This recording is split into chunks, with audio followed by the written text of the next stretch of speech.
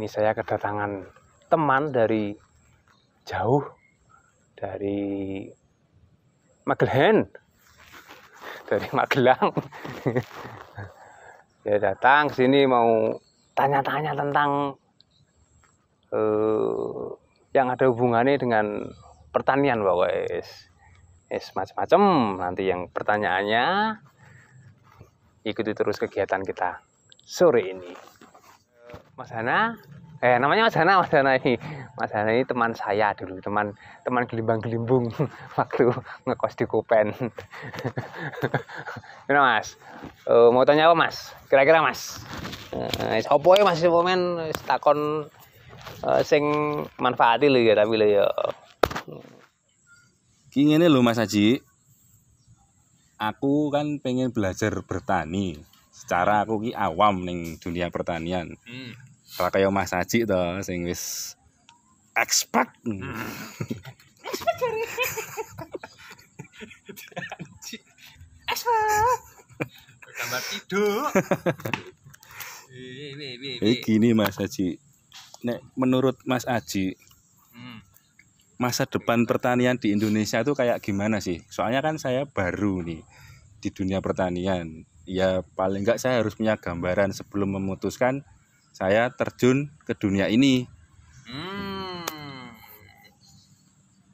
Pertanyaannya bagus. Baru ini maksudnya baru kelinting atau baru apa Mas? Oh hehehe. Ini Mas. Tadi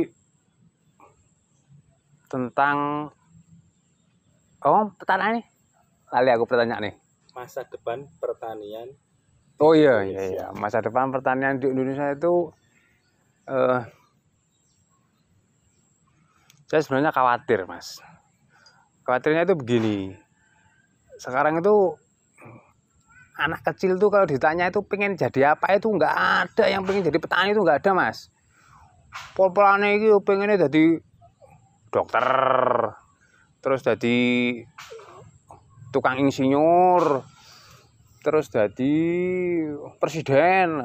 Takoni pengen jadi apa Cung? Jadi petani Pak, isra ono, nggak ada. Nah, itu yang kadang-kadang buat saya miris Mas. Makanya ini saya itu pengen itu dari semenjak dari dini itu anak itu diperkenalkan tentang bagaimana supaya dia bisa survive, supaya dia bisa menghidupi dirinya sendiri. Caranya piye? Caranya salah satunya dengan bertani ya. Bertani ini sing piye ya? Bertani sing bener, bertani sing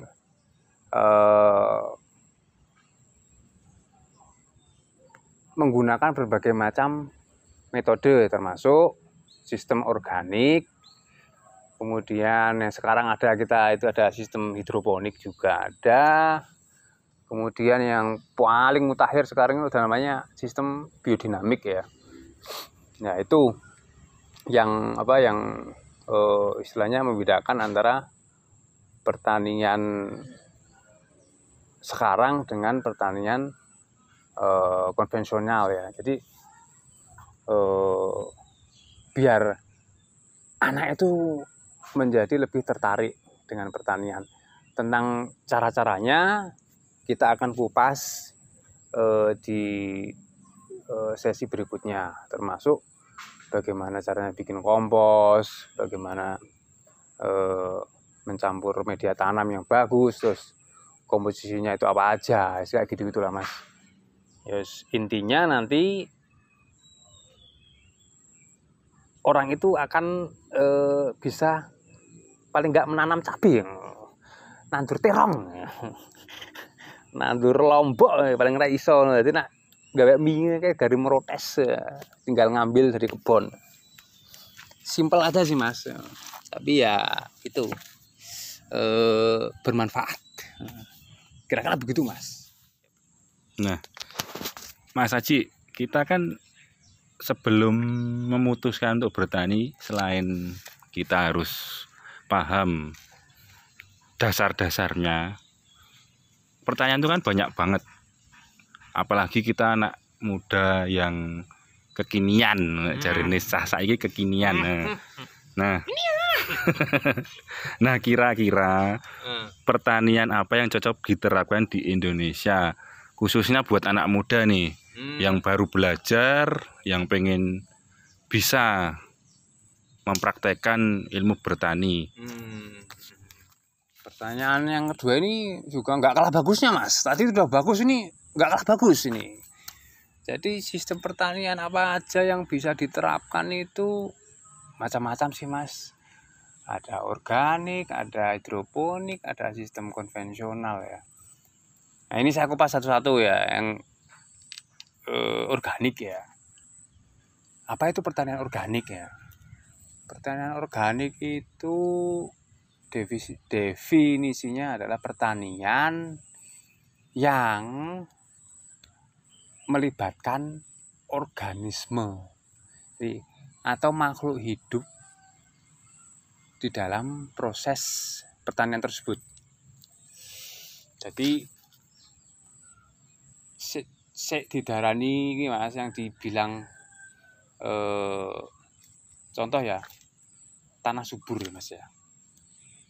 Tanah subur itu adalah tanah yang mengandung lapisan humus. Ngerti lagi, Mas, humus. Humus itu adalah lapisan paling atas tanah gitu ya. Itu tuh dia itu di situ terdapat berbagai macam mikroorganisme, Mas. Ada mikroba yang kecil, ada Flash Gordon juga ada di situ, Mas. Terus ada Ultraman juga ada di situ, Mas. Nah, maksudnya makhluk-makhluk kecil yang ada di situ semua, kayak ada bakteri-bakteri yang berguna di situ, ada Lactobacillus, Saccharomycetes, banyak di situ ya. Nah, jadi intinya adalah omong apa iki mumpang-mumpang, intinya adalah pertanian yang menggunakan bantuan dari makhluk-makhluk halus, Mas. Ya karena kita nggak bisa lihat, makanya kita bilang makhluk halus ya, itu pertanian organik. Kemudian kalau pertanian hidroponik ya itu lebih ke yang sedikit modern gitu ya. Maksudnya biasanya menggunakan medianya itu kita menggunakan pipa kayak gini, Mas. Ini pipa-pipa dibolongi bunter-bunter nih, Mas. Nah, ini orang menganggur bolongi itu ada jarak tanamnya. Jarak tanamnya sekitar 20 cm. Nah, isinya nanti tanduran-tanduran. Kemudian untuk pupuknya sendiri ada namanya AB Mix ya. Besok lah, Mas, berikutnya kita akan membedah langsung gimana caranya membuat pertanian dengan sistem hidroponik. Yang ketiga tadi konvensional ya. Konvensional ya kayak pertanian pada umumnya itu yang bapak-bapak tani itu yang menggunakan pupuk kimia. Berarti kayaknya ini cocok sama saya. Pertanian hidroponik. Arep dandan metal iso karo tandur. Arep dandan rock and roll tetep iso karo tandur. Iya, kena Mas. Sempakan tuh iso, Mas. Masuk nih berarti. Iya, Mas. Terus Mas Haji, kalau jadi petani itu sebenarnya syaratnya orangnya harus gimana sih? Apa kudu ana dress code, apa kudu duwe bakat apa piye ngono lho, Mas Haji? Ini pertanyaan ketiga juga nggak kalah bagusnya ini. Syarat menjadi petani itu sebenarnya cuman satu, Mas. Ora digosong. Nggak takut hitam, Mas. Ini lah, Mas. Wes pitok wae nak aku lho ya. Dadi nak bojomu ngomong, istrinya ngomong, aduh. Kamu kok hitam sekarang, Mas? Ya misalnya ireng-ireng, yang penting yang menghasilkan gitu loh. Jadi ya gitu, Mas. Kalau Anda tanya nggak ada dress code-an ya ini ya kadang-kadang cuman ini celana polkadot. pakai ini ya, kadang-kadang belujet, nah kayak gitu biar kelihatan merengkel. Nah, itu juga di kebun juga bisa kok Mas. Masa bertani pakai dasi kan ya nggak mungkin dong Mas. Malah harap jadi pegawai bank. Ini loh Mas. Siap Mas Haji. Iki sing entuk pencerahan iki. Ha nek putih ming honda-honde anggo ngapa? Malah kayak iki Mas, kayak pitik-pitik iki Mas. Potong Mas. Mau kena mercondor untuk mati Mas. Ireng lara mau Mas aku Mas. Drama jalan Mas. Sekian dulu sedikit ngedabrus dari saya ya. Untuk sesi berikutnya kita akan langsung menuju ke arah praktek langsung Mas. Jadi tadi seperti saya bilang, syarat untuk menanam kita minimal harus bisa untuk membuat kompos ya. Itu penting ya, itu kompos itu ya. Jadi kompos nanti bisa didapatkan bahan-bahannya dari sekitar sini, sekitar kebun sama dari kebun dapur ya. Dari dapur kita ada jasa dapur, jasa makanan. Saya kumpulkan, kemudian tentang tekniknya nanti sesi berikutnya. Oke, selamat sore dan terima kasih. Ciao.